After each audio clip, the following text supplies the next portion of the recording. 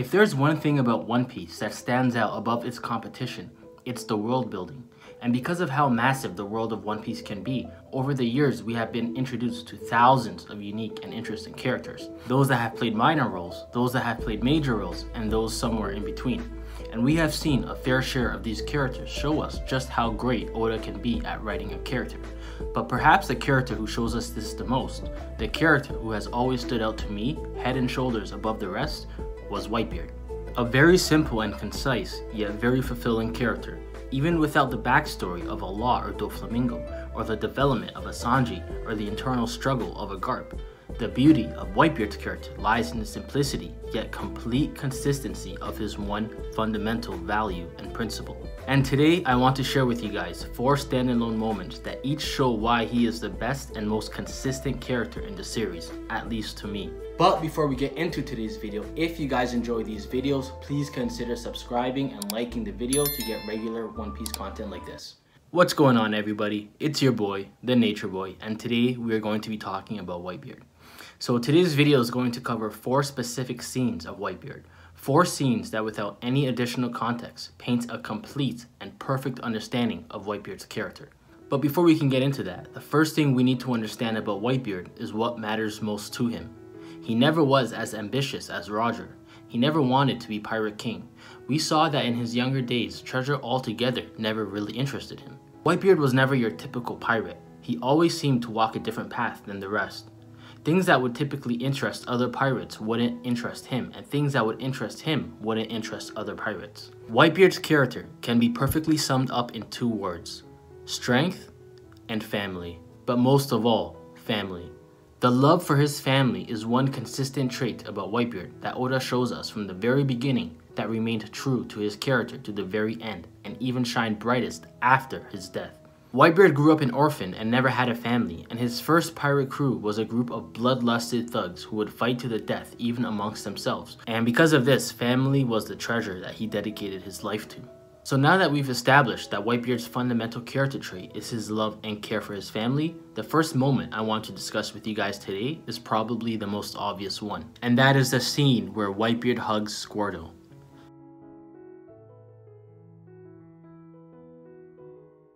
So just to lay out the context of this scene begins with Squirtle approaching Whitebeard during the Marineford War, and they're talking for a bit about where Squirtle has been since Whitebeard was looking for him. And Whitebeard has his back to Squirtle and his guard is down, and Squirtle, one of his subordinates, proceeds to stab him right through the chest with his sword. And he explains to Whitebeard that while he was quote-unquote missing, he bumped into Admiral Akainu of the Marines, where Akainu told him that Whitebeard's plan for the war was to sacrifice his allied crew for his actual crew, with Squirtle being a member of the Whitebeard Alliance and not a member of the Whitebeard crew itself. So with this context that Akainu gives him, he's under the impression that Whitebeard was willing to sacrifice Squirtle and his entire crew just to save Ace and the actual core of the Whitebeard pirate crew. And this breaks Squirtle's heart, gives him ultimate sense of betrayal. And the additional context here is Squirtle's hates for Roger and seeing Roger in Ace, who is obviously the son of Goldie Roger, where Roger apparently slaughtered Squirtle's entire crew in the past and left him there for dead. So Squirtle has always despised Roger long before he ever even met Whitebeard, and Whitebeard knows this. So to him, the idea of sacrificing himself and his entire crew for the son of the man who killed his entire crew once in the past was absolutely heartbreaking for him to think that Whitebeard, the man who he looked up to, was willing to do this. And this led Squirtle basically into a temporary state of madness where he just lost it and was willing to die right on the spot, just as long as he was able to take down Whitebeard or stab Whitebeard with him. And we see Whitebeard go down to one knee. He's hurt. Marco's very, very pissed off. And Whitebeard asks Squirtle why he does this. And Squirtle explains to him basically everything I just said. And Whitebeard, looking angry, raises his hand and says, "How dare you do this to your own father, you fool." And just as it's looking like he's about to grab him and hurt him, he brings him in and he hugs him. And you can see a close-up of Whitebeard's face, and he is heartbroken.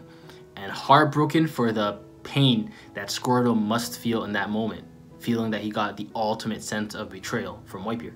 And while we're originally meant to believe that Whitebeard was angry that his own son would betray him and do that to him, what we actually see here after the hug is that this led Whitebeard to be angry at Sengoku and Akainu and not Squirtle.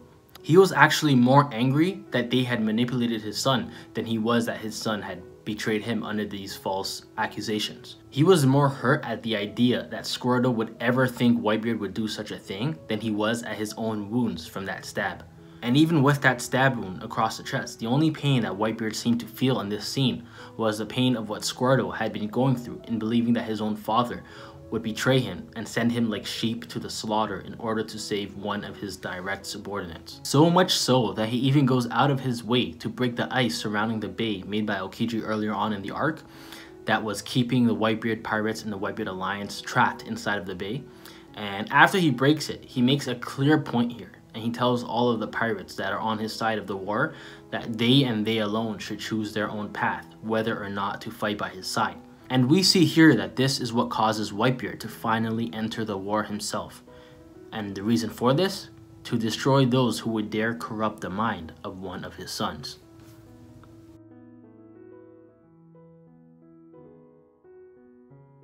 And the second scene I want to discuss here today is Oden leaving the Whitebeard pirates and setting sail with the Roger pirates.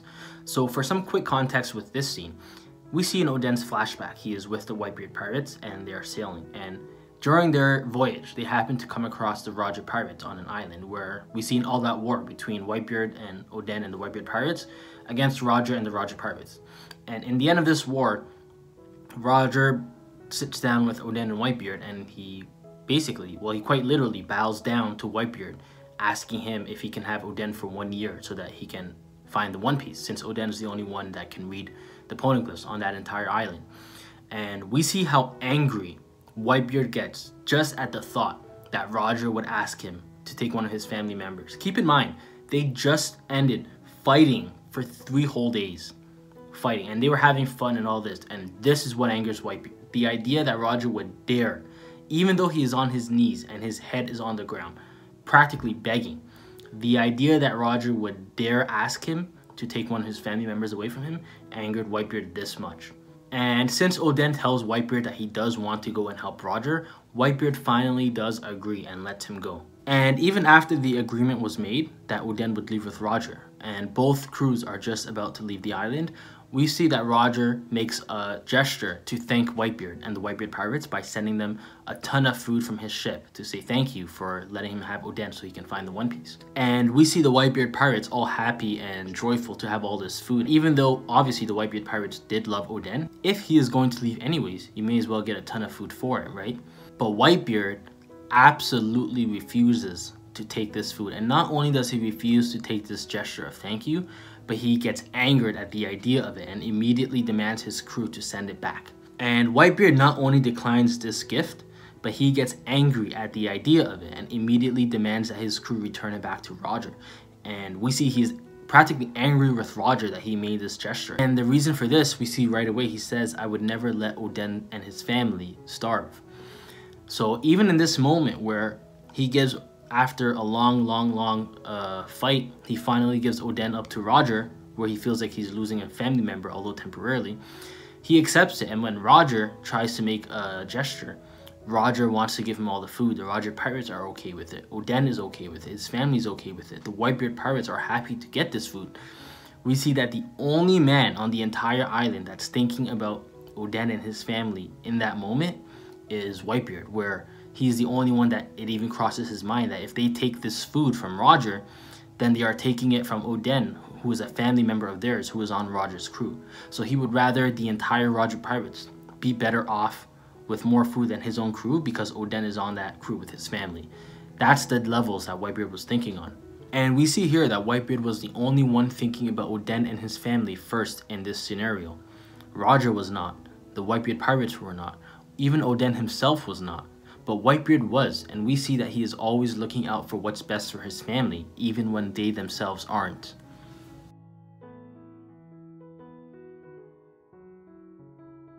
And the third scene that I want to talk about here is a flashback scene in Wano. And it's Marco's flashback, and he's envisioning a time where he and the Whitebeard pirates were debating whether or not to invade Wano and attack Kaido and the Beast Pirates in order to avenge Oden.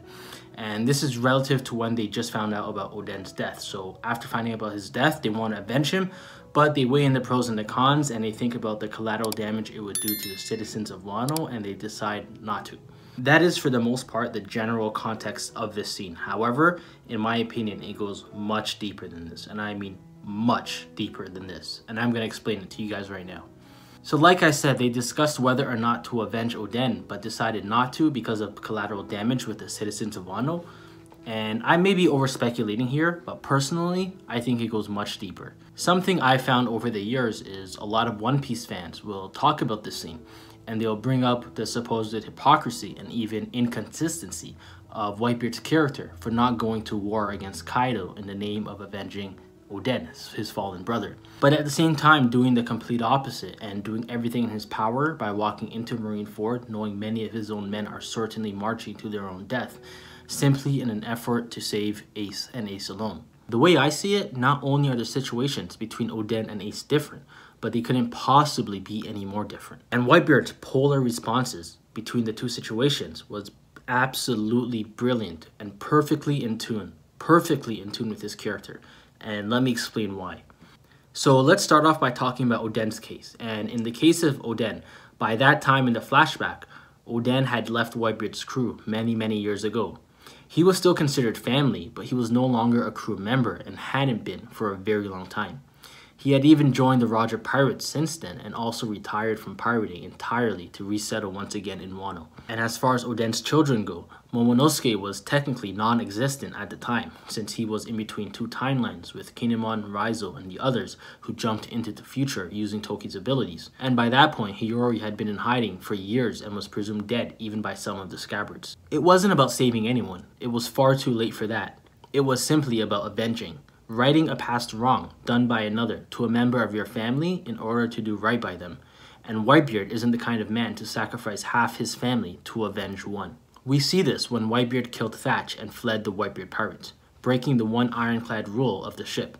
Even so, Whitebeard still did not want Ace to go after Blackbeard because, quote-unquote, he had a bad feeling about it at the time. And now let's talk about Ace's case. And in the case of Ace, on the other hand, it was always about saving. Preventing a wrong that could potentially occur to your family in hopes of stopping it before it ever even occurs. And when I say saving, I'm not just talking about saving Ace, because even saving Ace wasn't about saving Ace. And yeah, I know how weird that sounds, but let me explain. When Garp meets with Ace in Impel Down, we see that Ace asks Garp if they could just go with the execution right then and there and just get it over with, so that the Whitebeard Pirates don't even have to come and risk their lives to save him. And we see Garp says in response to that even if they did execute Ace prematurely, it would not stop anything because they had already angered the King of the Seas. And Garp is absolutely right here in my opinion. And personally, the way I interpreted the reason for this is because whether Ace was dead or alive, the situation would remain the same. Whitebeard was known as a Yonko. He was known as the strongest man in the world, with well over 1,000 crew members alone, and much more than this when extending to the Whitebeard Alliance, who weren't necessarily Whitebeard pirates. And being a Yonko, we know Whitebeard had a lot of territory under his protection, one of these being Fisherman Island and everybody in it. Needless to say, Whitebeard was a man responsible for many, and by many I mean many. He had a reputation around the world as the single most feared pirate and pirate crew in the world. The world government had taken one of his men, a commander at that, imprisoned him, and set out to have him publicly executed on live broadcast for literally the entire world to see. By this point in time, it was already in all the papers around the world that the 2nd Division commander of the Whitebeard Pirates was captured and the Marines were preparing for an all-out war in anticipation of Whitebeard's arrival. Basically, the whole world was keeping tabs on the situation with the newspapers. If the world government had immediately executed Ace, Whitebeard would have to decide between two choices here. The first choice being to come to the acceptance that Ace is already dead and there's nothing he can do to bring him back, and to simply turn back around so none of his men have to die in vain in a needless war. And I like to think of this of the short-term solution and long-term problem, and I'll tell you guys in a second. And the second choice here would be for him to look at the bigger picture and understand that now you have even more incentive than ever to show up to the war and cause as much damage and casualties to the Marines as you possibly can, even at the expense of some of your own men. And I like to think of this as a short-term problem, a long-term solution. At the end of the day, if Whitebeard simply turned back because Ace was dead in a conflict that the world was watching and anticipating, he is basically telling the entire world, all the pirates, all the Marines, all the bandits, everybody in the world, the citizens, that it's okay to capture one of his men and kill them, and you would face absolutely no repercussions from the supposed most feared pirate on the planet. He would basically be sentencing all those tens of thousands under his protection, from his crew to his Whitebeard alliance to the islands that he protects under his banner. He'd basically be sentencing them all to death. Without his great reputation of being the most feared and strongest man in the world, other pirate crews would immediately follow in the world government's footsteps and do the exact same thing. With Blackbeard killing Thatch, it was an inside issue that nobody on the outside knew about, so Whitebeard could weigh the risk to reward ratio of avenging Thatch properly and realize that there wasn't much reward to such great risk, specifically in this moment of time. But with the Marines, the reward of avenging Ace, if he did receive a premature execution, would be saving all those under his banner in the long term if he showed the world government firsthand and everybody watching on the live broadcast what happens to those who mess with the family of the great Edward Newgate. For the Marines and for Whitebeard, Marineford was all about sending a message. Whitebeard was fighting to protect his reputation, the same reputation that protects his people. Even when he knew he was going to die in the war, he wanted to take the world government and Marineford down with him. And when Blackbeard showed up, he so desperately wanted to take Blackbeard with him because he was afraid of what his enemies would do to his crew if Blackbeard had survived. His last words may have been, "The One Piece is real," but his final thoughts after his last words were a sincere apology and gratitude to his family.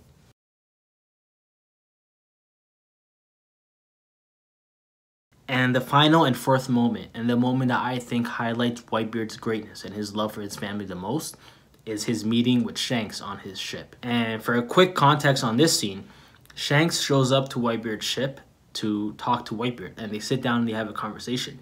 And Shanks tells Whitebeard that he wants him to pull back Ace from going after Blackbeard because Blackbeard is a much more dangerous threat than anybody thinks, and it's not going to end well for Ace. And we see Whitebeard getting angry at Shanks for this and telling him that Blackbeard had done something that was completely unforgivable and Whitebeard needed to deal with it one way or another. And he tells Shanks that he is 100 years too soon to tell him what to do. And they basically have a little clash, a little tussle. Whitebeard basically tells Shanks that he's not going to listen to him and Shanks leaves. And that's the gist of the scene. There are many scenes that personally make Whitebeard the best character in the story for me. But if I had to give credit to one scene, one moment, is without a doubt this one. And the most beautiful thing about this one is you will never be able to appreciate it to the fullest the first time. The appreciation only comes in hindsight after the Marineford War, and I'll explain to you guys what I mean by this in just a moment. The reason this scene is such a great scene for Whitebeard to me, in hindsight, is because we see in the Marineford War, when we see a quick flashback back to Ace wanting to leave to go fight Blackbeard, we see that Whitebeard actually tells Ace right then and there practically everything that Shanks tells Whitebeard. He tells him that he has a bad feeling about this one because it's Blackbeard and that he should lay off. And when we see this scene, we can think back to that scene and realize that Shanks, every single thing that Shanks was telling Whitebeard, Whitebeard was already wise enough to know. But rather than telling Shanks that he already knows this, he wasn't thinking about himself, nor was he thinking about his own image. What he was thinking about in this moment was Ace and Ace's image, and he would rather protect Ace's image than his own. He knew exactly what Shanks meant here, but he didn't need Shanks to know that Ace had disobeyed a direct order and went on his own, so he made it look like he needed Blackbeard killed as soon as possible. And at the time, even we viewers are meant to think that Whitebeard was truly just a tad bit ignorant to the true dangers of the situation. But well after that, when we actually get to the Marineford War, we see he already knew exactly what Shanks was talking about and practically said the exact same thing to Ace earlier. He intentionally gave off the unwise, short-tempered, arrogant old man appearance to Shanks rather than tell Shanks, an outsider, that Ace had gone and made that mistake on his own and to throw Ace under the bus. This would be the equivalent of, say, a child misbehaving recklessly at school and the principal demands to speak with the parent. And the parent comes in and portrays themselves as an ignorant parent so that the principal would think that they didn't do a great job at teaching the kid any better, and the silent fault would be placed on the parent rather than the kid. Then the parent would discipline their kid behind closed doors because in reality, the parent had taught the kid so much better, but it's nobody else's business what goes on inside a family circle. Basically, who was right and who was wrong is between the family and the family alone, and nobody else needs to know. You always protect your family from appearing in any sort of negative light from outsiders when you can, even at the cost of your own appearance. And that's exactly what Whitebeard does here. At the cost of his own appearance, appearing like an unwise, crazy, arrogant, old, grumpy man to Shanks, he accepts that in order to make it look like Ace did not do this on his own and protect Ace's image to outsiders. And then upon arriving at Marineford, he does the same thing. This time in a more lighthearted, semi-joking, semi-serious kind of manner, portraying the image to the world government and the world watching through the live broadcast that he was the one unwise enough to put Ace in that situation that led to this, when in fact Ace did this on his own, ignoring Whitebeard's warnings and his wisdom. And to go back quickly to my third point about Whitebeard fighting the world government in order to protect his reputation and to show the world that he is not to be messed with in order to protect those under his banner, this is a perfect contrast to the scene with Shanks because this proves that he is willing to tarnish his reputation when it can protect his family, as in the case with Shanks, or boost his reputation when it can protect his family, as in the case with fighting the world government for his reputation and constantly shouting during the war, "I am Whitebeard." This shows us that although Whitebeard may not have had a deep character flashback like some other great characters, and that he didn't stick around long enough to see any kind of character development, the beauty in this character comes from how simple his fundamental values were, yet how insanely dedicated he was to them. To the point where situations that if most of us were actually in real life, it wouldn't even cross our minds to think the way he did. Whitebeard shows us the deepest level of what it truly means to care for and protect your family. Not just in action, but more importantly in thought, because it all starts with the thought. And Whitebeard was always thinking about and putting his family first in every possible and imaginable circumstance. So let me know down in the comments what you guys think of Whitebeard's character and who you think is the deepest and best written character in the series. And if you did enjoy the video, please consider liking and subscribing to the channel. And if you guys like analysis videos like this, then you will thoroughly enjoy my video on why Shanks' arrival at Marineford, and simply his arrival alone basically tells us he is the strongest character in the series. So go ahead and watch that one if you can, and I'll see you guys over there in that video. And once again, thank you guys for watching. Nature Boy out.